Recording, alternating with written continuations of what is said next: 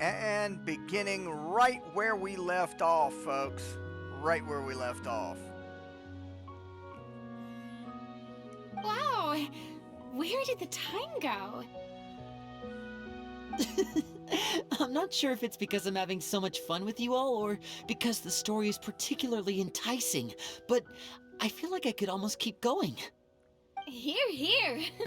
Ooh, how about we play through the night?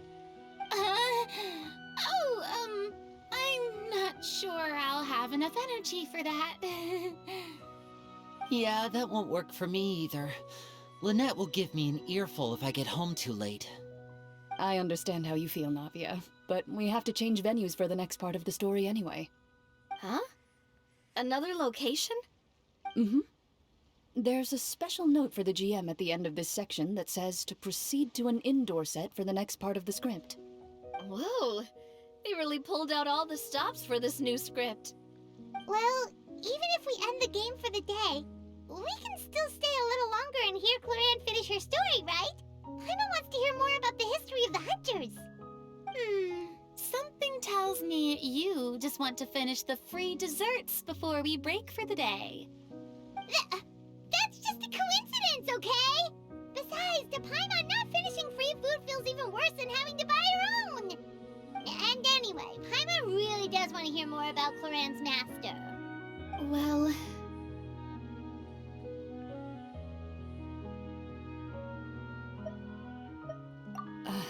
It's nothing. I appreciate the concern, but it's all in the past. It won't do any harm to share these things now.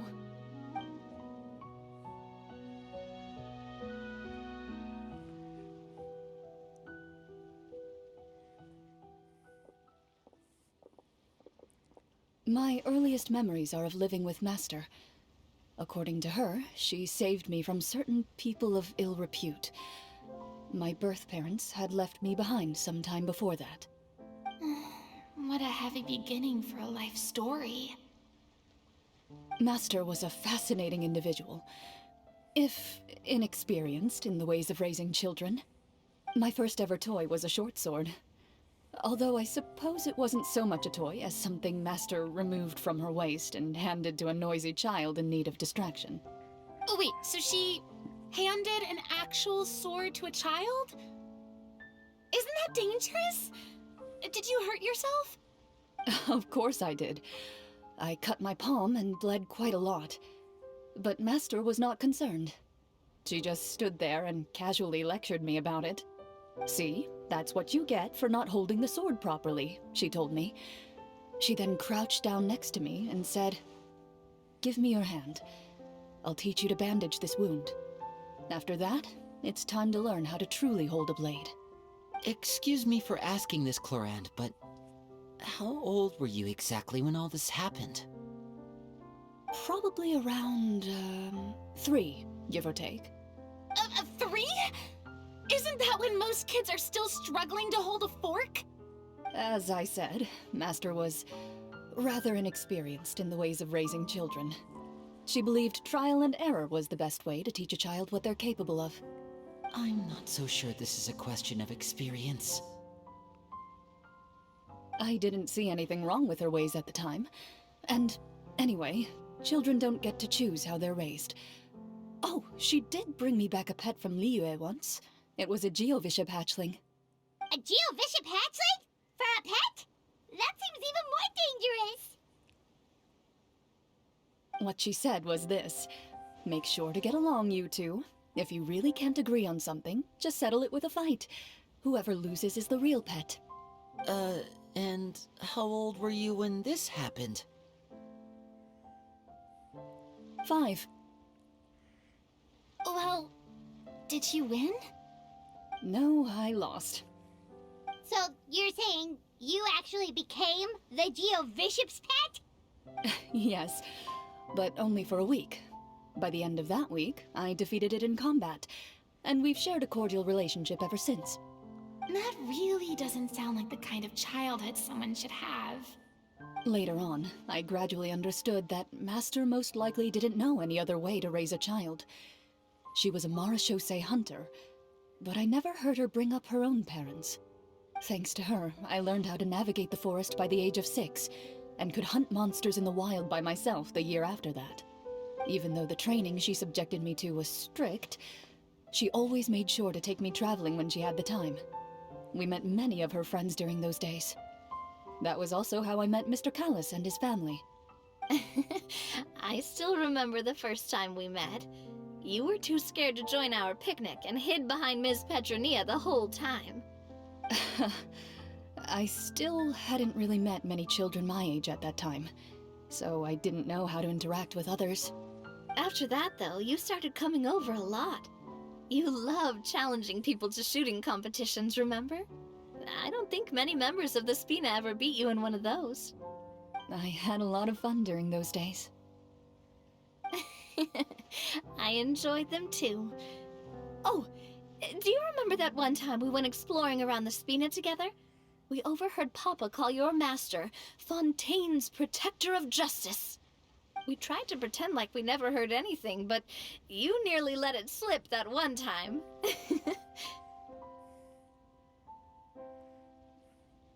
Protector of Justice? Oh, wait, you mean that vigilante hero from 20 years ago? The one who was always active at night? Yep, that would be her. She often would put on a black cloak and go out at night. I never knew where she went or what she was doing. Until, like Navia said, we overheard the truth from Mr. Callis that night. 20 years ago, huh? I still remember the guards leaving all kinds of witness reports about her on Nervalette's desk. My apologies. Oh, there's no need to apologize. You had nothing to do with it. And anyway, everything she did was for a good cause. Although, calling herself the Protector of Order was a bit much. Especially when she deliberately operated outside the law. Huh? When did the Protector of Justice become the Protector of Order? Oh, she had a bunch of code names. I heard she would just come up with a name on the spot whenever she was asked. Later on, she probably got sick of answering those questions and decided to stick to just two. The Protector of Justice and the Protector of Order. That sounds like her, all right. I bet she forgot which of the two she'd use by the time she got back each night. Well, she certainly sounds like a fascinating individual. With her strong sense of justice, it's no surprise her student followed in her footsteps. It's true. I always wanted to become like her. Someone powerful, independent, and with a strong sense of conviction. But... She suddenly disappeared the night I turned 10 years old. Disappeared? What happened? I have no idea.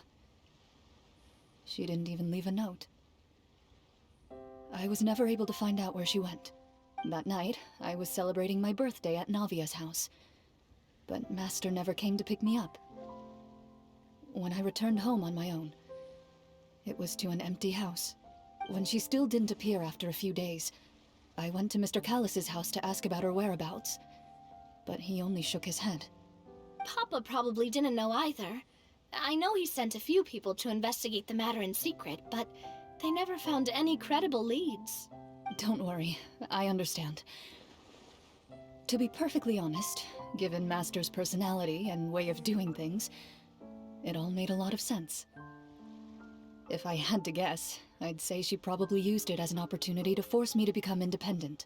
Just like how, when a litter of kittens reaches a certain age, the mother willingly leaves them behind. Were you upset, Chlorinde? I was at first, but not anymore. I don't believe Master would suddenly disappear for no reason. There must have been something she just had to do. Well, despite everything, you still managed to follow in her footsteps and become the greatest champion duelist in all of Fontaine. You're practically a living symbol of law and justice. I suspect my position would be far too by the books for her. Master always did whatever she pleased. But you're right. I suppose I do take after her in some ways. Who knew Chlorinde had such an interesting past? I never had the chance to ask her about it before. I wonder if Clorinde's master were the champion duelist back then. Would that duel against Mr. Callus have gone differently? Oh no. Judging by the atmosphere, Chlorinde and Navia are probably thinking something similar. The mood just got super awkward all of a sudden. Well, anyway. Would you look at the time? It's getting dark, so we should probably call it a day for real this time. If we keep talking like this, we really will be here all night. I had a great time today, Miss Chlorinde. Thank you for being our GM. Anytime. The script was good, but I've got to say, your childhood stories were even better. Hey, you should tell us more about that fight against the Geobishop sometime. Maybe your master was onto something. You could be right. What does she mean, onto something? I certainly don't know any 5-year-olds who want to fight a bishop in their spare time. Guess I'll head back as well. I need to save my energy if I want to continue enjoying the story tomorrow. You're that excited to hear about my fight with the bishop? I was talking about the script.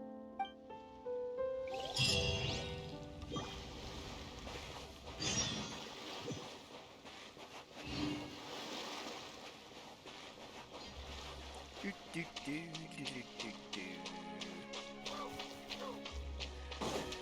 Now, I just want to point out something. I am well aware that I have noticed that I've been spelling her name wrong.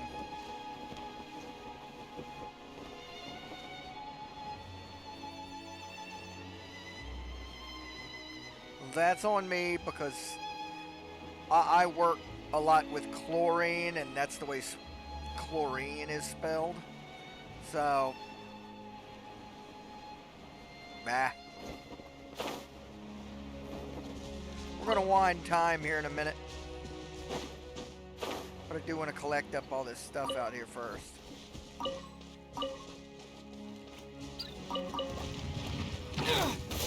And kill this thing now. One with the force.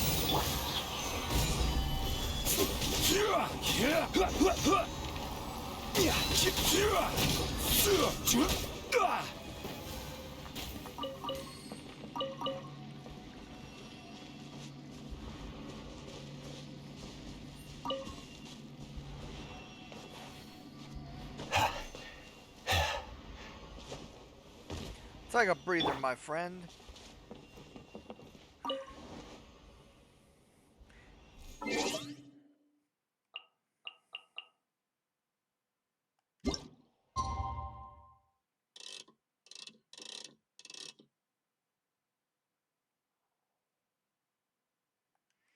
Right about like that. Paimon will let us know.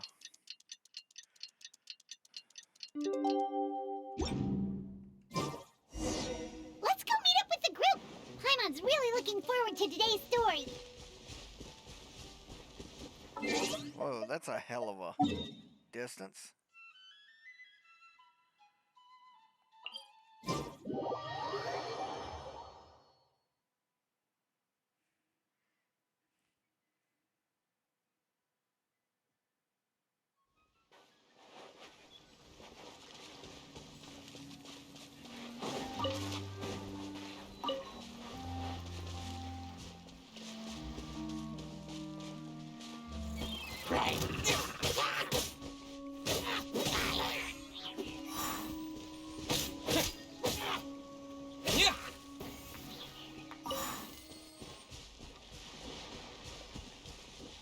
Oh, we're right near the edge of the map.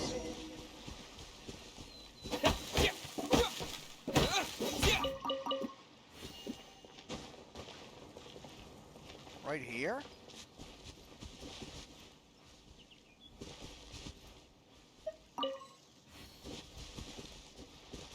Okay.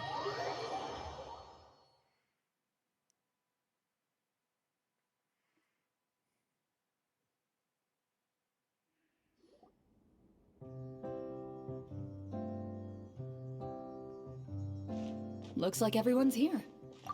Now, before we begin, why don't we finish where we left off yesterday? There was an important decision to be made, yes? I'll pour everyone a cup of tea. Is that really the most important part, though, Chlorinde? Paimon's more concerned about our current surroundings. Heavy walls, cold railings, dim lights.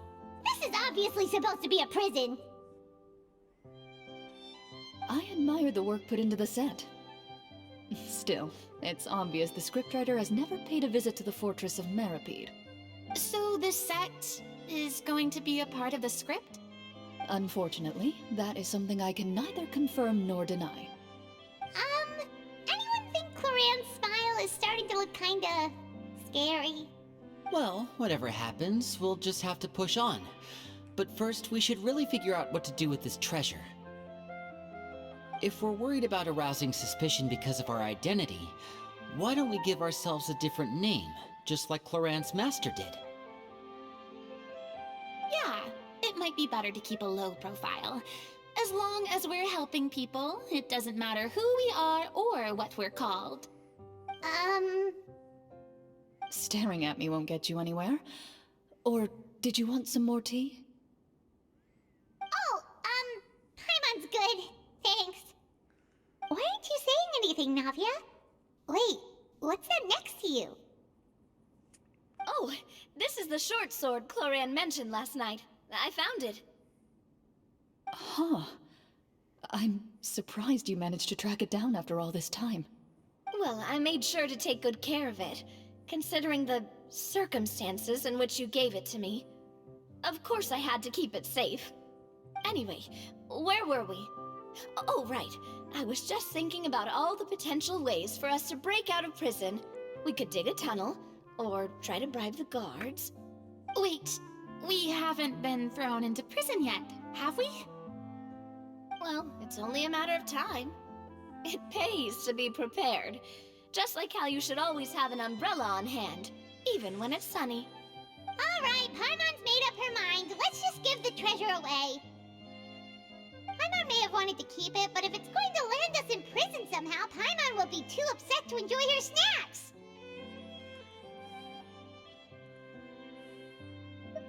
So, you reached an agreement? All right then, we can continue with the story. Oh, and we'll collect all the scattered pieces of treasure on the ground as well. All right. You collect the treasure and make your way back to the capital with your bag of loot in hand.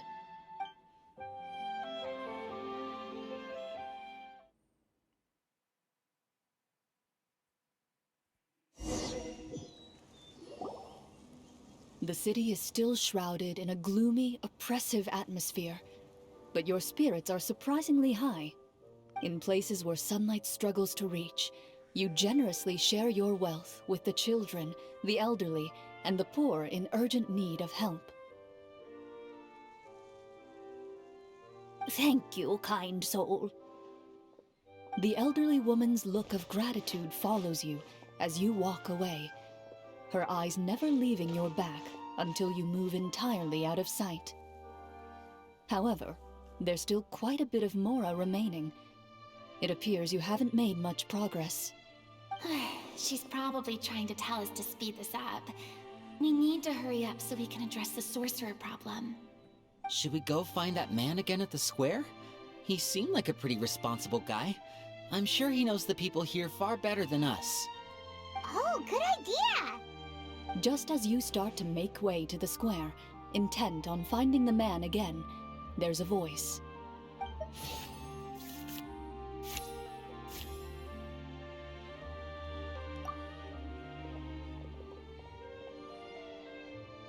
Please wait, distinguished guests. Several strange guards suddenly call out to you.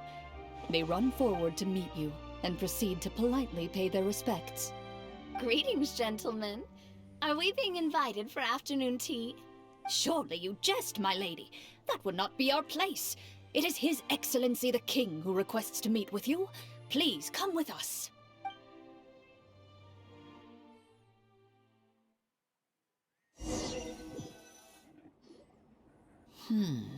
Do you think this could be a trap? Well, we have to investigate the court at some point, right? Meeting the king himself would be a fantastic opportunity to do that. I say we go for it. If something happens, we'll just turn the whole place upside down. That sounds a little intense. After a quick discussion, you nod to the guards and agree to follow. They lead you all the way to the audience hall of the palace. Gilded tables line both sides of the hall.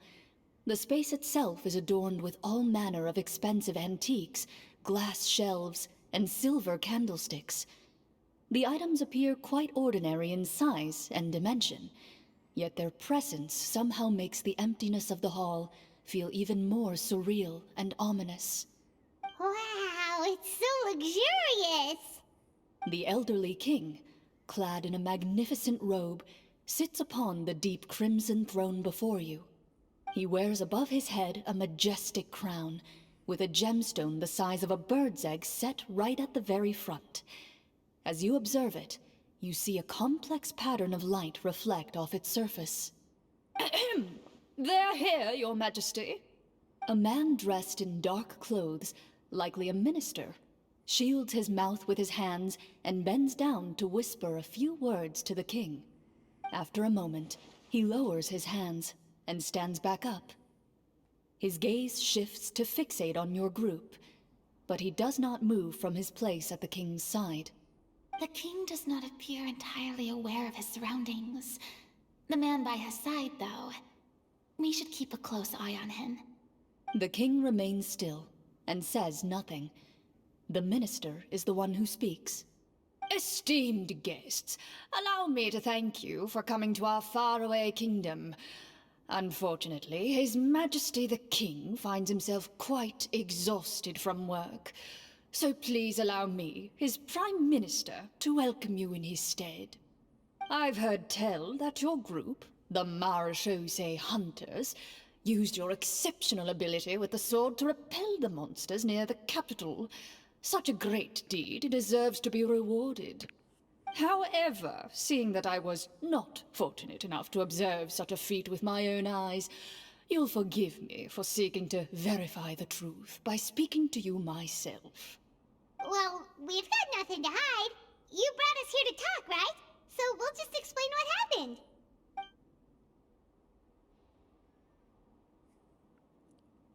The golem's blades were so powerful, they could cut down trees in a single swipe. It took a lot of effort to defeat them, even for trained swordsmen like us. Well, that was enough details, right? Believe us now? Your account does indeed match those of the survivors. Since you were the ones who defeated the monsters, that must mean you are also in possession of the treasure they stole?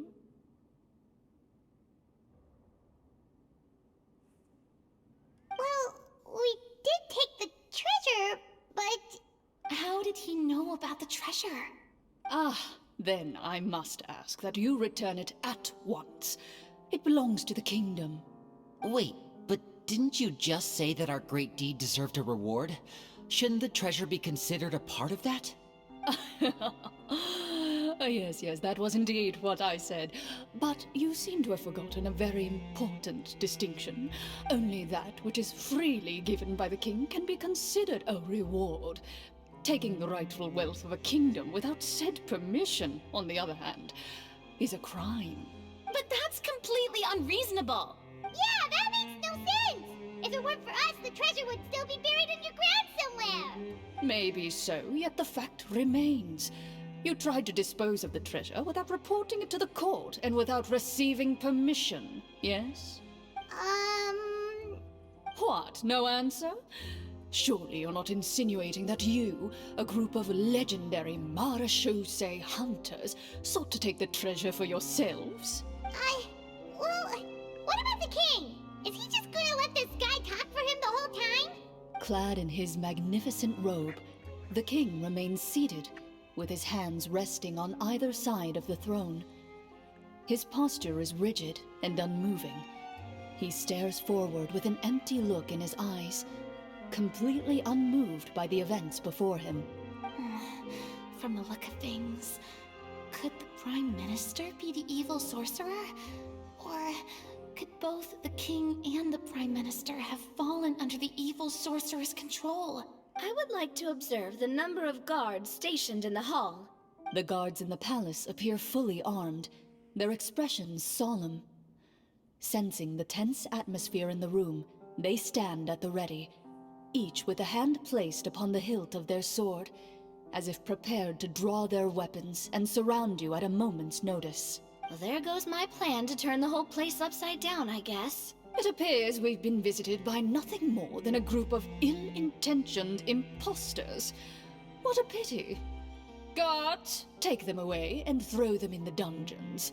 Before I decide your fate, however, I must first determine whether you have any accomplices outside the court. Can't we try to slip away? Or maybe start some kind of riot? But if we try to fight the guards right now... Don't worry. At least we figured out who's behind all this. Let's just play it by ear. If you're scared, Paimon, just hold my hand. Aw, thanks, you guys. You allow yourself to be led away by guards surrounding you on both sides. It's only when you begin to feel drops of water falling from the dungeon ceiling and smell the stench of death and decay all around you that you finally realize you've stepped into a completely different world. Stay here, and don't try anything funny. The guards lock the cell door and leave without looking back. Wait, sir! Your voice echoes through the dark hall, but the only response you receive is the sound of water dripping from the ceiling. No! What should we do now? Carve out a new path of fate with our own two hands, of course. I draw my weapon. You reach toward your waist, but find nothing there. You now recall that your weapons were confiscated before the guards locked you in the cell. The bag of treasure along with them. What about that knife I hid in my boot? When did you hide it in there? When I was thinking about digging a tunnel. Rejected. You failed to inform the GM of this course of action. Moreover, the guards would have conducted a thorough search before throwing you in prison. And the keys to the cell aren't anywhere to be seen? Correct. You don't even feel a lock hole on the cell door. Oh, well, there goes all our plans. Indeed. Huh? Why are you the one saying indeed? Because that statement holds true for me as well. This is where the script ends. What? But that's a terrible ending! Generally speaking, this should be the point where the scriptwriter gives the players some kind of hint, or gives the GM some kind of code for how to move forward. I mean, maybe they just really wanted us to be immersed in the feeling of being in prison? Like, they'll only show us the way out once we've grown truly and utterly desperate? That is a possibility. If only there were desserts and tea in real prison. Oh, wait, guess it's kind of how the Fortress of Meripede works if you're lucky. Oh, before I forget, Navia, the short sword you had with you earlier.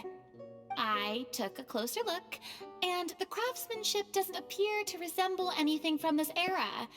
If I remember correctly, that style was last in vogue several hundred years ago. Wait, Chlorinde said that sword used to belong to her master, right? Does that mean her master has been alive that long? I doubt it. The way she went about things often made her seem childish more than anything. I'd say the sword was most likely an heirloom passed down over time. Hang on. A precious heirloom passed down to you by your master. And you gave it to me just like that? You weren't worried I might lose it? Master left many things to me when she disappeared. There was the sword, an old key, and a good amount of junk she probably just didn't want to take with her. I gave you the sword back then, because I didn't want our friendship to end. Wait, when did this happen exactly? After the duel. Between Mr. Callis and myself.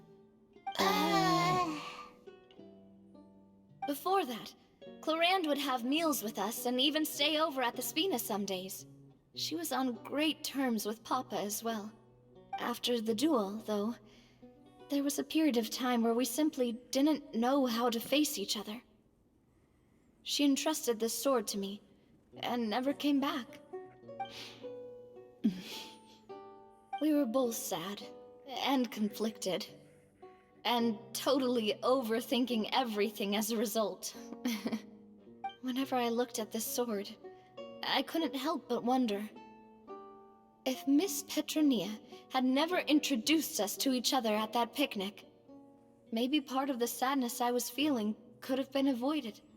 Back then, it felt like I hadn't just lost a father, but a close friend as well. No one can change the past. The most important thing is that you two found your way back to each other and can enjoy things like this together. Yep, you're right. I'm sorry, you two. I didn't mean to bring up any sad memories. Think nothing of it. No one here is at fault.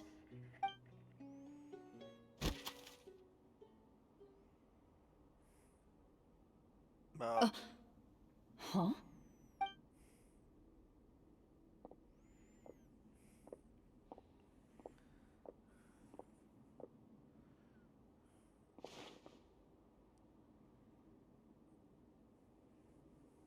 Oh, looks like the next part of our script is here.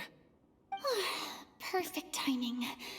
The situation was really starting to get desperate. And not just because of the prison thing.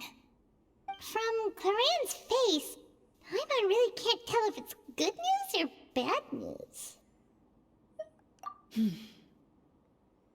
Water continues to drip from the ceiling. In this lightless dungeon, you lack a reliable way to tell how much time has passed. Eventually, you get used to the unpleasant odor of straw, mold, and rust, and find yourselves alternating between fits of drowsiness and despair. Suddenly, you hear footsteps outside the door. Heads up, everyone. Someone's coming. Gather close, everyone, and keep your voice down.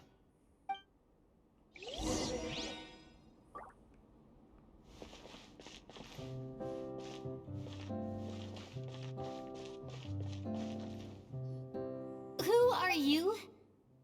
I work as a guard in these dungeons, but my true identity is the same as your own. I'm also a Marechaussee hunter. Huh? Shh! I've already sent away the other guards, but if we make too much noise... I understand, but how can we be sure we can trust you? The king has issued a formal decree.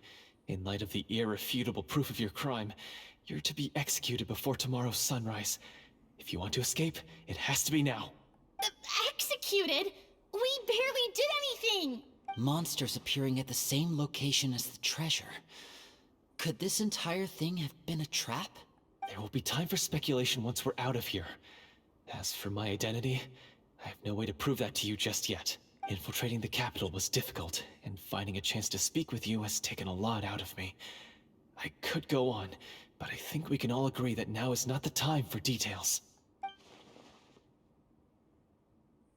Have you seen our weapons anywhere, sir? Don't worry, I brought them with me. They're just behind the door. Still, these weapons alone won't be enough to defeat the true enemy behind the scenes. His faction is too powerful. The guards are all under his control, and he's even stationed a number of golems in various rooms throughout the palace. To defeat him, you must find a secret vault. It is said that within that vault, the Marechaussee hunters of the past left behind a treasure with the power to defeat the sorcerer. You're not coming with us? No, I'll remain in the dungeons to deal with the guards. I'll try my best to distract them so they don't go after you. As long as my identity is not revealed, I'll be able to aid you when the final battle comes. In that case, please stay safe. Thank you for your concern. I will do my utmost. As for the location of the vault, here, this map should lead you there.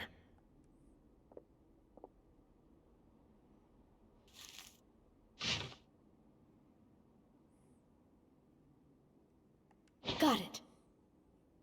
All right, once I open the door, remember to stick close and refrain from making any noise. I'll lead you out of here as quickly as possible.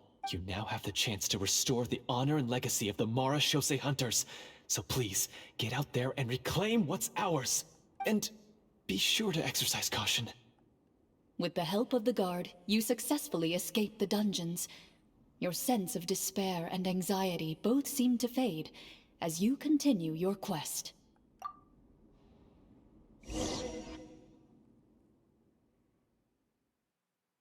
Okay. Wait, we didn't get to use our skills at all while we were in prison. Who knows when we're gonna get the chance to use that cool summon spell?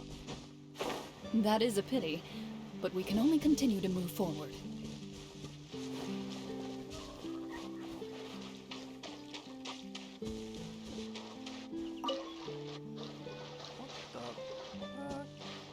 What was that?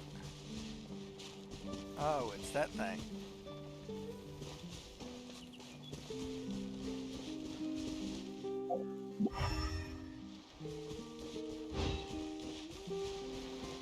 Right here?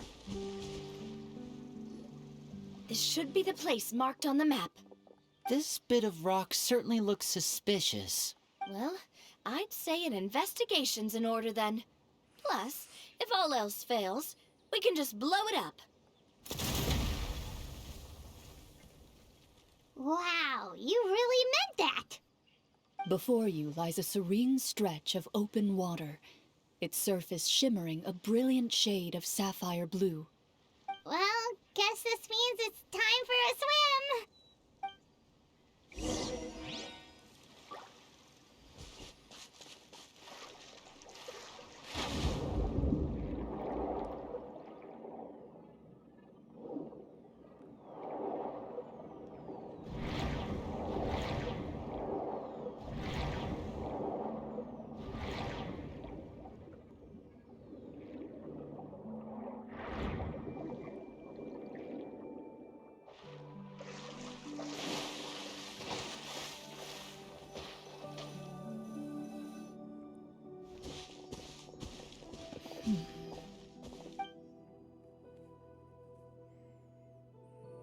What's the matter? It's nothing. As you step into the cave, you find yourself in an eerily quiet space. Before you lies a narrow passageway that appears to trail off endlessly into the distance.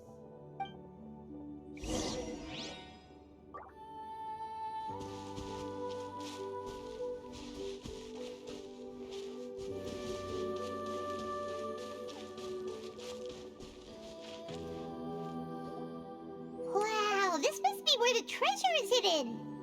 But this door is blocking our way in. It almost looks like it's been here for quite some time. I've got to hand it to the tabletop troupe. They really went all out with the props. Huh. What have we got down here? A kind of mechanism connected to the door?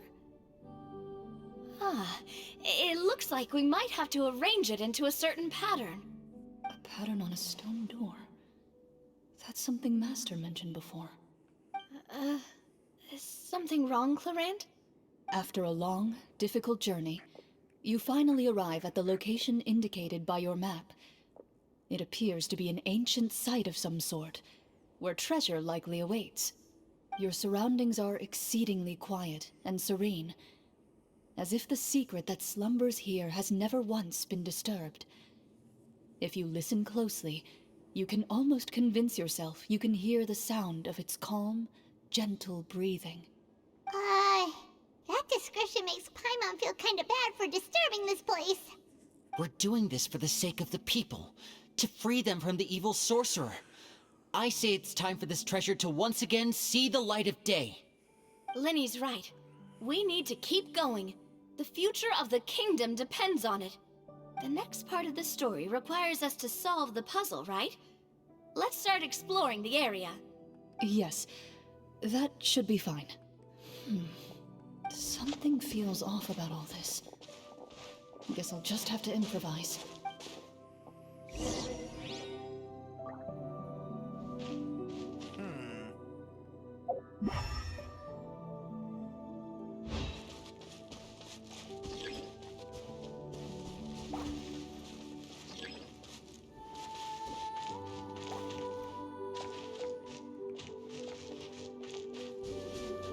There should be another one of these somewhere around here.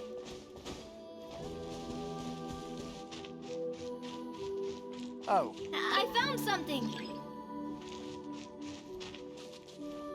Found something here, too.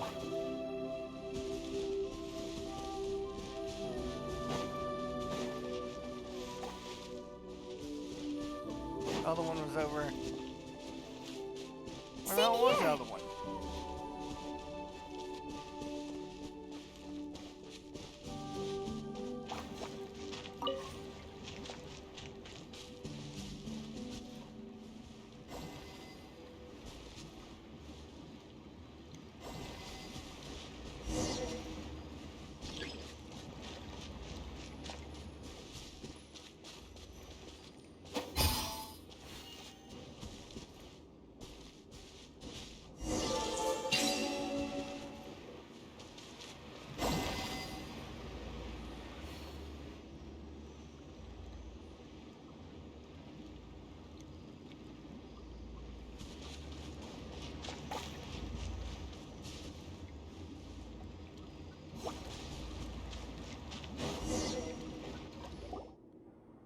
It worked! Something just appeared. Some kind of new mechanism, maybe? By solving the puzzles, you prove yourselves worthy of inheriting the secrets of the past. At the end of each puzzle, you're rewarded with With? a key. Oh, it must be the key to the big door. Huh? This is one of the Marechaussee Hunter keys that are passed down from generation to generation. It looks just like the one Master passed down to me. It is said that 4 keys in total are required to form the final, complete key. And it seems like we just collected 3 of them. That must mean...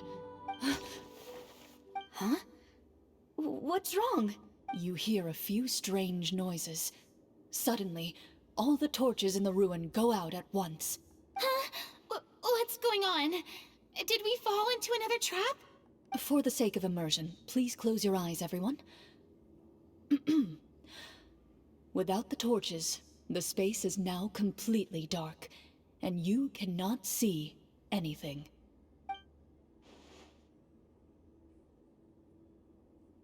But Paimon can still see a little bit over here.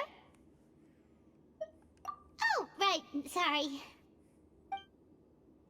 Suddenly, you hear the sound of footsteps pierce through the darkness. There's someone else here. Oh, this is so unsettling. I can't see anything. I've been discovered then? Wait, that voice, it's... You recognize the voice as belonging to the guard who led you to this place. It appears he now covets the treasure for himself, and has come to stake his claim. Oh, so this is just part of the script. Then I can probably relax. Well, if we can't see anything, that means we can't fight to the fullest of our abilities. Should we retreat for now? Judging by the way he's holding his sword, he must be a real Marechaussee Hunter. But this isn't part of the script. Retreat? That's not the Hunter way. If it's dark for us, then it's dark for him. We choose to fight. Your choice is noted. Please keep your eyes closed until I tell you the torches have been relit. This battle will be in the dark. You got it. Well then, let us begin.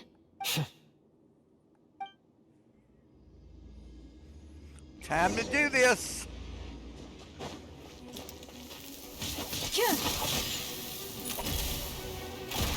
I'd like to try to hit him with my sword. Your strike is such... Is he still standing? Goodness, he sure Is it over? Can we open our eyes now? The enemy is strong and relentless, but the battle is nearing its end. The torches have not been relit. What about now? Final strike. Ha!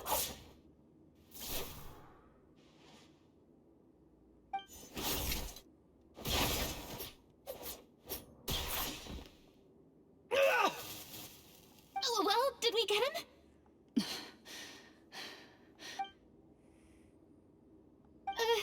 Chlorinde? Warm fire. flickers across the walls once more. Your vision is now clear. In an impressive display of courage, the four of you successfully defeat the uninvited guest. That look in his eyes. It's like he became an entirely different person as soon as I defeated him. Huh? Mr. Florian? Oh, wait. We're supposed to be role-playing. I should stay in character. Speak your name, guard. Why did you lead us here just to betray us? Is this treasure really more important to you than bringing peace to the kingdom? What kingdom? What peace? Those were nothing but lies! I, Florian, am a true Marechaussee hunter, descended from hunters of ages past. So he's also using his real name. Or, wait, was that the name of his character from the very beginning? Then I'm even more confused. If you truly are a Marechaussee hunter, shouldn't you want to help us just like you said before? Shouldn't we fight together for the sake of the people? What do you know? In this day and age, there's no glory to be had as a Marechaussee hunter. What's that supposed to mean? My skills were passed down to me by my father. We lived a life of obscurity in the remote wilderness. Still, he devoted everything he had to being a Marechaussee hunter. And what did he get in return? A life of poverty and pain. In a world that forgot all about him. When he died, not a single person came to mourn his passing. The Marechaussee hunters were the ones who saved this city. We're heroes! We deserved more recognition and respect than this! Is he talking about how no one in the capital seems to remember the hunters and their legacy? I didn't expect the script to contain this level of social criticism. So that's why you want to take the treasure for yourself? You feel like you're owed fame and wealth? If you already knew where the treasure was located, why didn't you just come down here and take it? Because I still needed the final key. Only a true Marechaussee hunter is capable of passing through this final door. As someone who sought to hurt others for his own gain, Florian lost that right long ago. Okay, but what is this treasure anyway? We've got all the keys, right? So can we just go in and take a look? You're sure you want to go in? We've been talking about it for so long, of course we want to see what's inside! And we've already defeated Florian, right? So he won't try to take it from us anymore. Pesky brats. Watch yourself. Then let's open the door together. All right. Your choice of action is confirmed.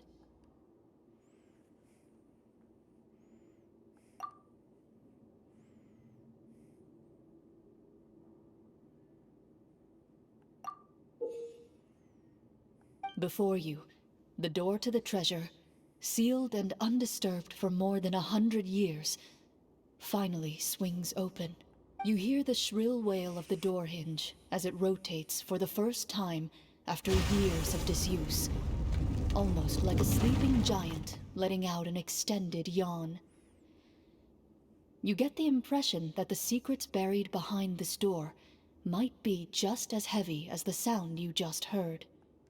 It's open! Come on, let's go in! Paimon wants to see what's inside! Ooh, me too! Ugh, uncovering hidden treasure is the most exciting part of adventuring. What do we have here? Uh-huh. A stone tablet? And some shabby weapons? You call this a treasure vault? Looks more like an abandoned warehouse! Maybe the troop ran out of budget at the end? They provided a super immersive experience at the beginning only to drop the ball at the most important part?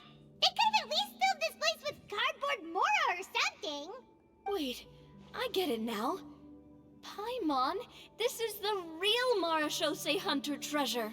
Huh? This is it? The Marechaussee hunter treasure is just a stone slab and some broken swords? I can't believe it. I refuse to believe it! Whoa! Whoa, are you okay? The Marechaussee hunter before you appears to suffer a serious mental breakdown. He needs to leave the room for a moment to collect himself. One of you seems to understand the significance of the treasure already. If the rest of you wish to follow suit, you may remain here in the meantime and explore your surroundings.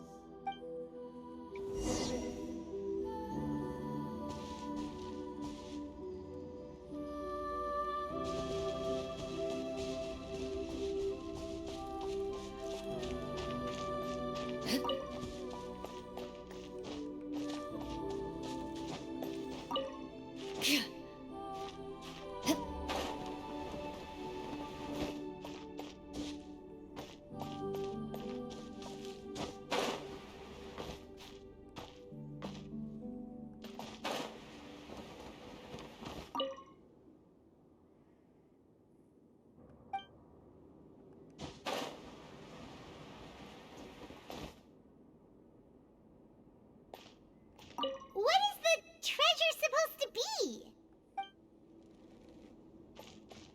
Ah, the names on the tablet. The old and broken weapons. Walter.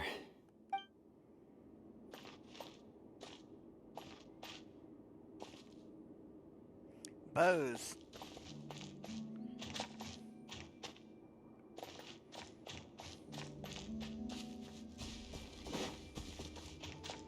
This is their memorial.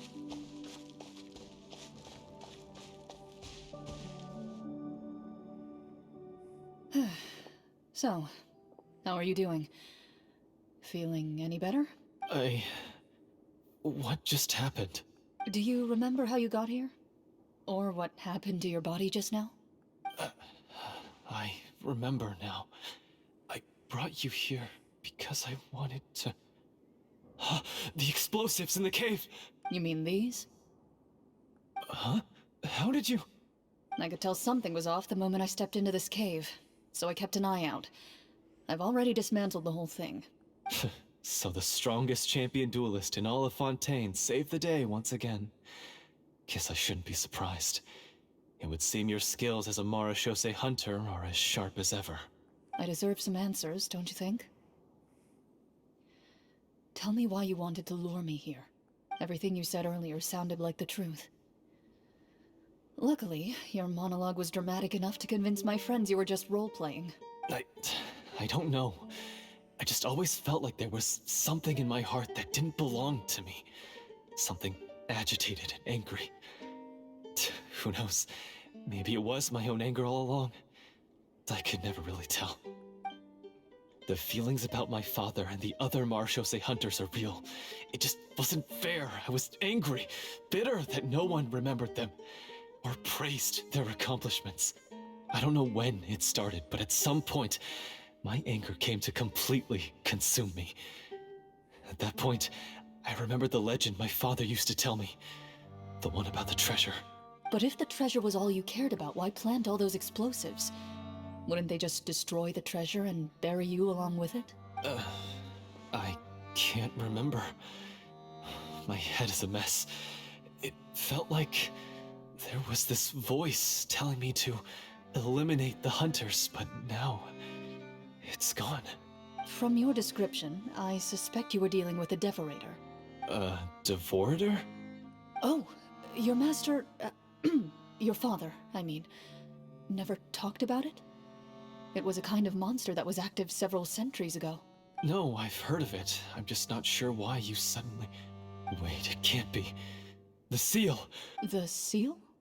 My family has served as Marechaussee hunters for many generations. But the title and swordsmanship weren't the only things passed down over our line. There was a seal as well.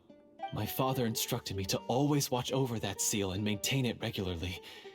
He said it had been passed down over a truly ancient age, and protecting it was our clan's most important duty. But I neglected that duty after he died. I finally decided to come down and check on it one day, and that's where my memories become fuzzy. The devorator would be a formidable adversary for any mortal being, even ones as capable as the hunters. If you lacked the power to completely destroy it, you could easily fall prey to its influence and corruption. In light of this, some Marachose hunters chose to seal the Devorator away, in the hopes that a permanent solution would come with the passage of time. I heard it has the power to amplify the obsessions and desires in people's hearts, to the point where they overtake you entirely. It would seem I'm not just lacking in skill with a blade, but in mental fortitude as well. And yet, you were able to retrieve 3 of the 4 keys. If I remember correctly, each was entrusted to a respected and capable hunter. How did you manage it? One of them belonged to my father. The second I stole from a different hunter. And the third was one that I snatched while the person was on the way home from the tavern. I nearly died in that alley. I know just how strong you are. It's as clear as day to everyone in Fontaine. I observed you from dusk to dawn, but could never find any opportunity to sneak up on you. I never even saw you drink a single glass of liquor. The only way I could think to obtain that last key was to lure you here using your hobby, and then... Oh, I get it now. That monster, it wanted to bury you here alongside the treasure. I won't comment on anything else, but the script was good. Well, I did pour my heart and soul into it. The stories my father used to tell me about the glory of the heroic Marachose hunters, and how they came to be forgotten. It's more than just a story. Huh? You're proud to be a hunter. You're still holding onto that part of yourself, no matter how small. I have done so many despicable things. I have nothing to be proud of. Then explain the purpose of the evil sorcerer in your story. Huh? Isn't he the true antagonist? The one who sought nothing but his own gain, and used the people as pawns to attain it?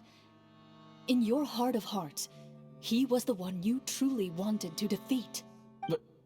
But I've already tainted my sword. I no longer have any right to... Wake up, Florian. Remember how you introduced yourself earlier. Do you really think the hunters acted out of a desire for honor and glory?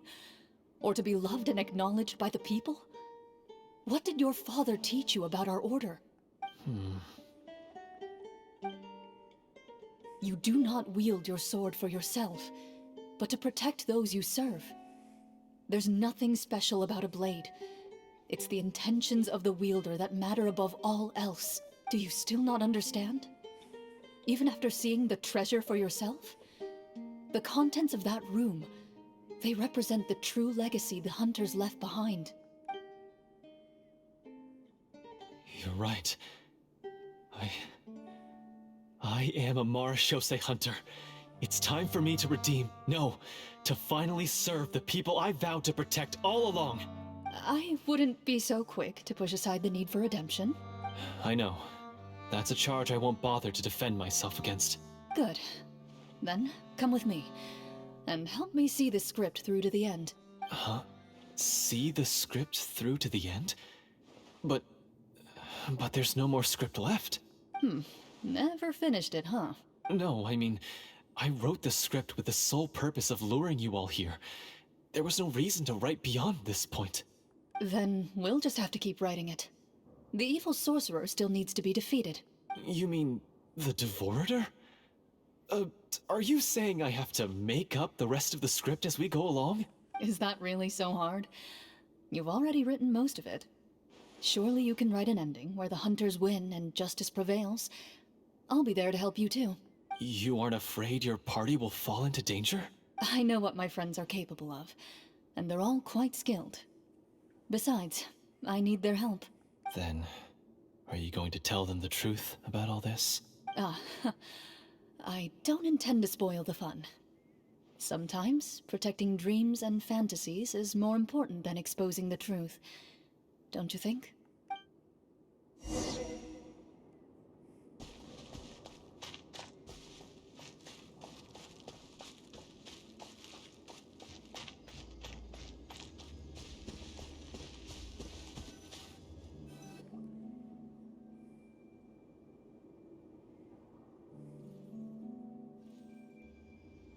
They're back! That took a while. Ahem! My fellow Marashose hunters, please forgive me, for I have sinned. Tone it down. Sorry. After crossing swords with you and witnessing your courage in battle, I've rediscovered my true self and regained my pride as a Marashose hunter. Oh, do I smell a redemption arc? I confess, I was brainwashed by the evil sorcerer. He asked me to lure you here so he could bury you in this cave. That little... Wait, you're saying all of that wasn't you, but the evil sorcerer? That's right. He's adept at manipulating the hearts and minds of the people. I fell under his influence because I did not possess a strong enough sense of will. Huh. And how are you going to prove that you're a changed man? We're not going to fall for the same trap twice. To be perfectly honest, I only came to my senses after seeing the treasure. It reminded me of my father's past teachings. The treasure was actually... The names of all the Marashose hunters from ages past and their weapons? Wait, you already know? Of course. Don't underestimate a veteran role player's exploration skills. Oh, wait, I mean Marashose hunter Navia's exploration skills. We just finished reading through the content of the stone tablet. That tablet recorded the lives of some fascinating people. For example, this Marashose hunter called Est. She inherited the responsibilities of the Golden Hunter and passed judgment on many people. But in private, she had a very easygoing personality. Her favorite pastime was singing and dancing with her friends, and she was said to have a beautiful voice. So, she was just like you. Oh, you really think so?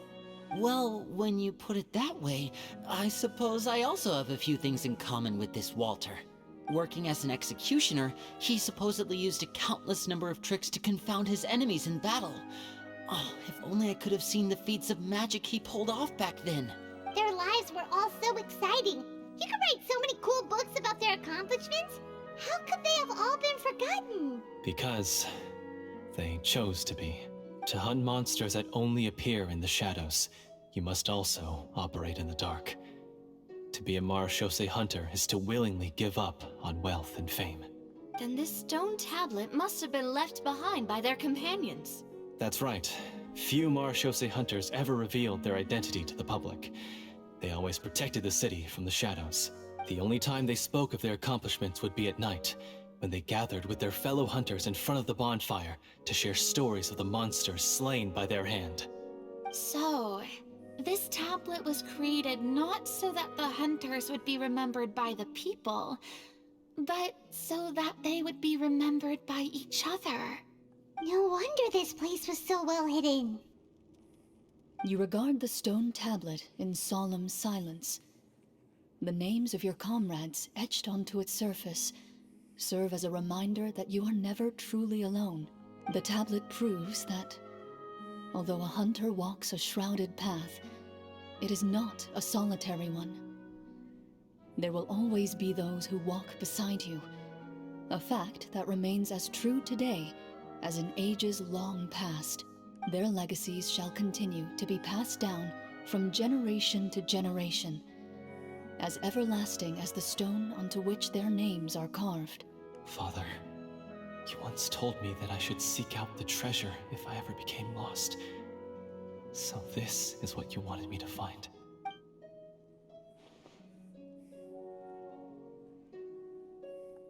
Thank you, my friend.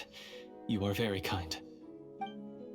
I implore you, everyone, please give me a chance to make up for all I've done.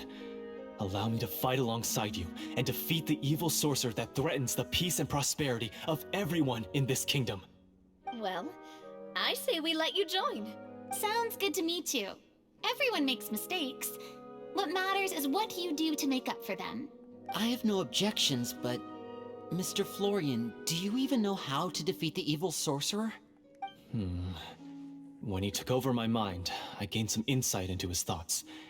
Every time I thought of the treasure, he reacted with a strong sense of fear. Huh? He's afraid of the treasure? But there's nothing here except some broken weapons in the stone tablet. What if the secret's hidden inside these weapons?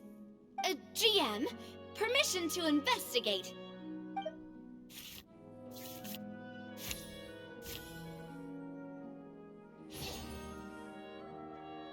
At first glance, the weapons appear absolutely ordinary.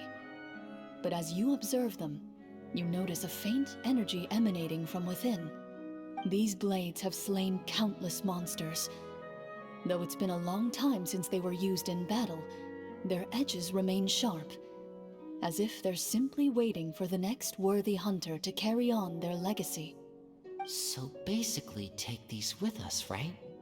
I'll take this weapon, since it used to belong to Est. Maybe it'll find comfort in being held by someone who appreciates the arts. Ah, good idea. I'll take Mr. Walter's bow then, from one archer magician to another.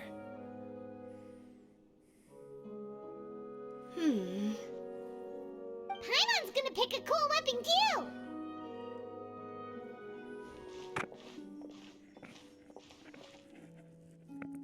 As you grip your weapons, you can almost feel the will of past hunters coursing through your being. It's a feeling of courage, determination. A silent vow passed down from generation to generation that says, eradicate the monsters, no matter the cost.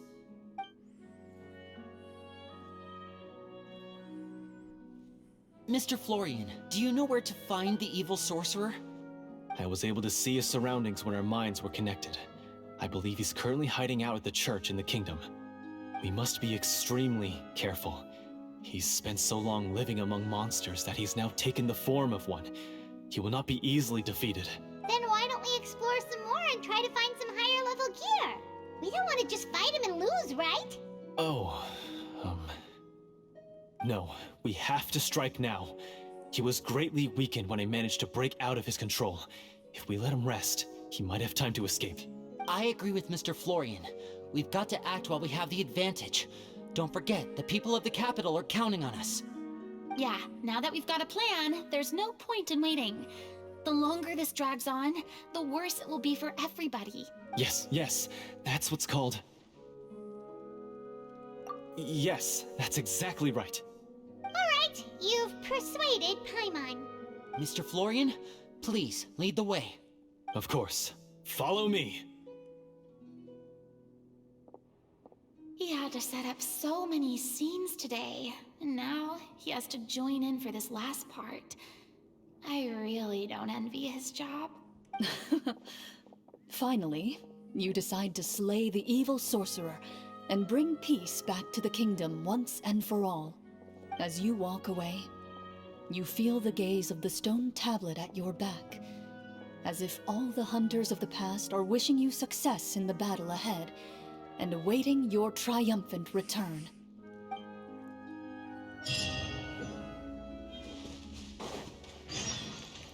Let's go wrap it up.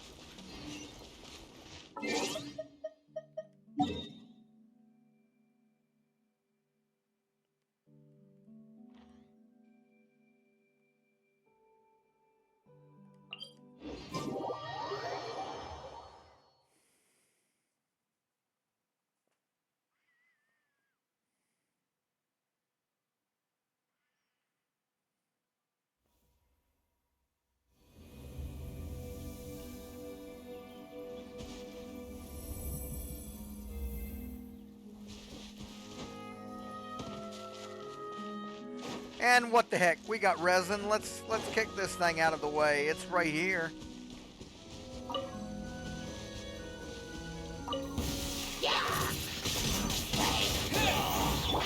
Can't see. Look alive!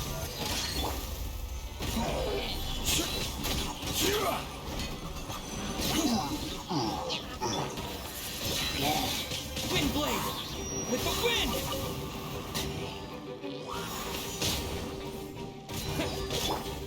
Solidify!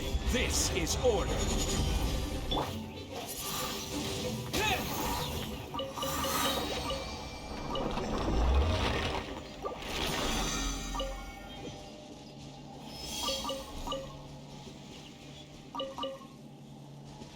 There we go.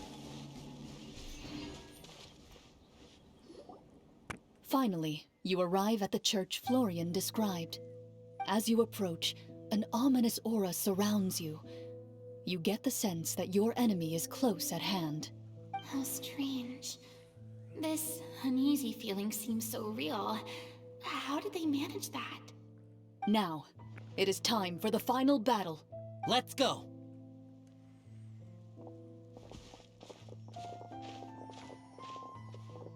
Florian, wait. What's wrong? I think you should wait outside. You've already been corrupted by the Devorator once.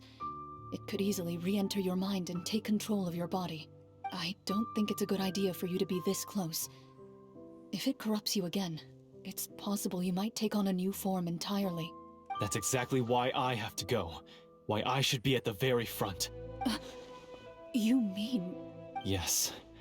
I intend to lure it into my body. That's too risky. If things get out of hand, I might have to kill you. Do you understand how dangerous this is? I understand, but if I do this, you'll have a clear and visible target. The Devorator will have a hard time passing up a chance to enter a body it knows how to control. You won't have to worry about any of your friends being taken over. You're not like me, Miss Chlorinde. You're a just and powerful Marechaussee hunter. The monster broke free due to my error. It's only right that I shoulder the responsibility for its destruction. This is...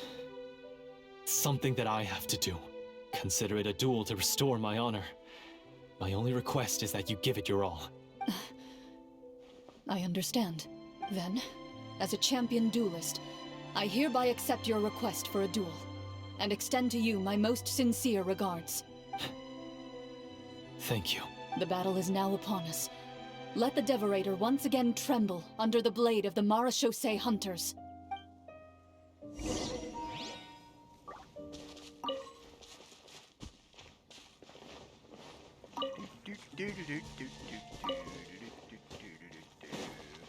I mean, they're here. It'd be a shame to not pick them up.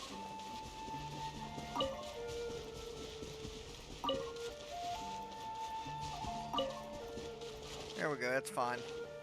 It's going in.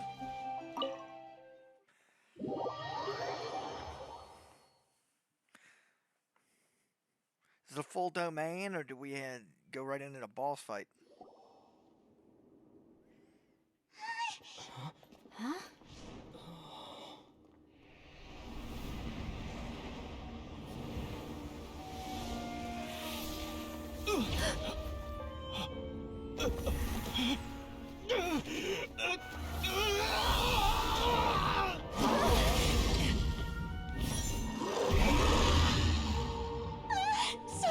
So lifelike.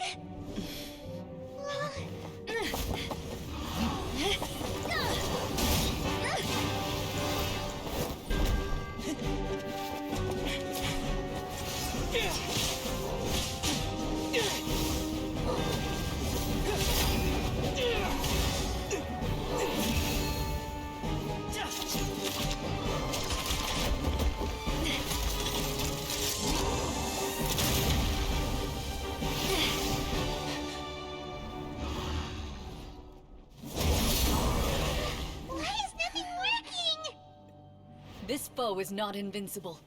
You hold the treasure. The power to defeat it in your own 2 hands. The treasure? You mean... the names. It's the Marechaussee hunters' names. How are we supposed to... You forget, Paimon? There's still one skill we saved until the very end. Hunters fight not for fame, but to aid the people whenever they are summoned. Walter the Marechaussee Hunter, master of 1,000 tricks, executioner of the Phantom Hunters, I call for aid! Est, the Marechaussee hunter, inheritor of Cassiodor's will, judge of the Shadow Hunters. Answer my call!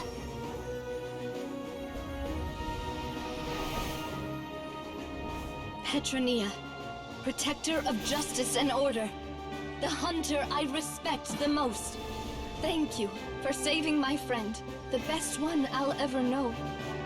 Please, lend us your strength!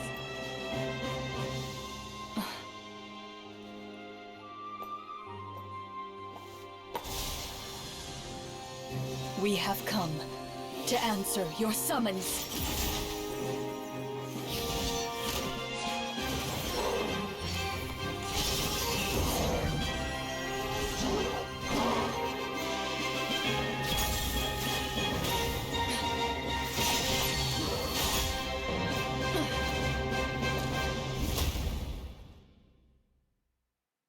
And so, the monsters were eradicated, and the sorcerer was defeated.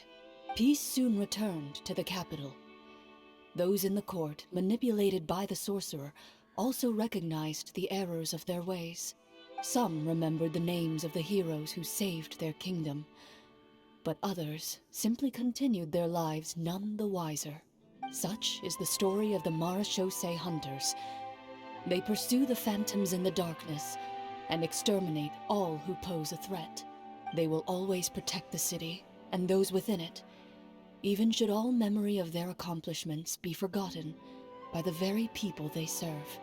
I am assuming we've finally reached the end of the script. Yes, you've reached one of the better endings. It's a pretty solid story overall. I thought it was just an ordinary adventure at first, but the further we got into it, the more impressed I became with the production and the plot. That final battle especially. All the effects were super realistic. Oh, right. Yeah, totally. That's a really good point. I never expected the weapons we picked up from that vault would have that kind of effect. Yeah, mine nearly scared the daylights out of me when it started glowing. I took a good look at it after we got out, but I don't think it ever lit up again. Oh, we should probably give these props back, right? I'll just leave mine here. Did you have a good time? Of course. Let me know if another script like this comes around. Sure, no problem. Then I'll head back for now. I think I need some time to fully digest everything that just happened. Once Mr. Florian is awake, please pass on my regards to him. He must be extremely exhausted to have passed out cold like that. You're right. He's had a lot to deal with. Well, see you all some other time. Toodaloo!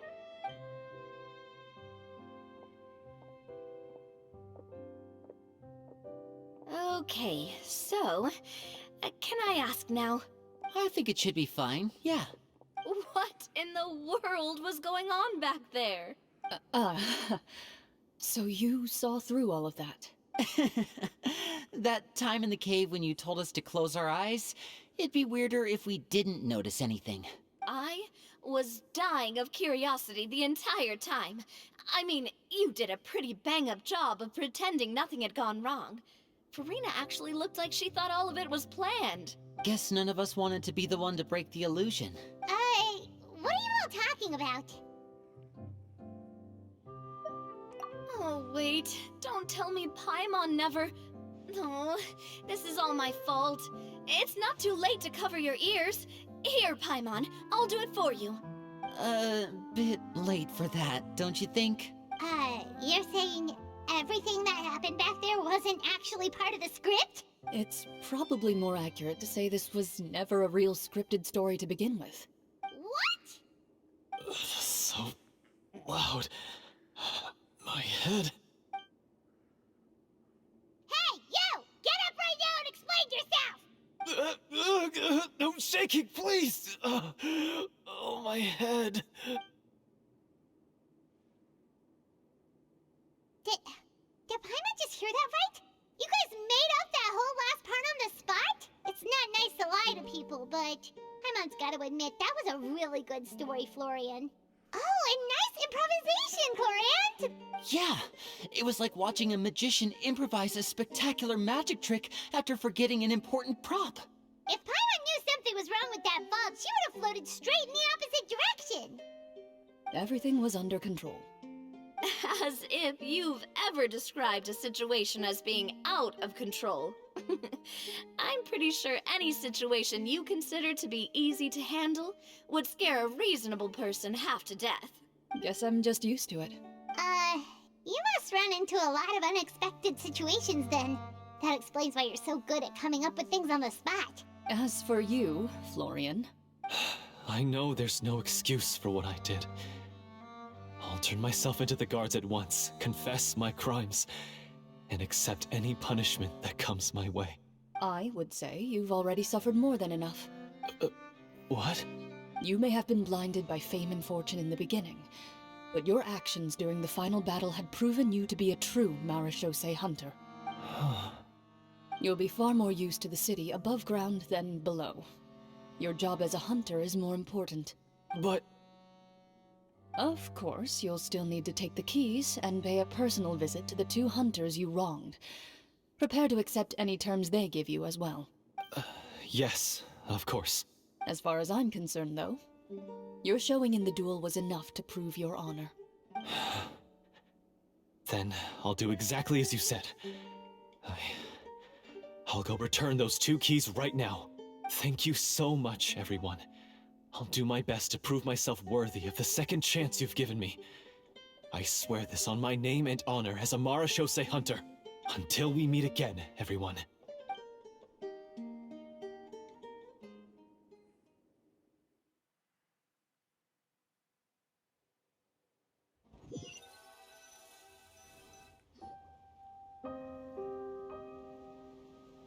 Speaking of marechaussee hunters, what should we do about the treasure in that cave? Leave it be. Are you sure? We could show it to people, make it so that the hunters are remembered.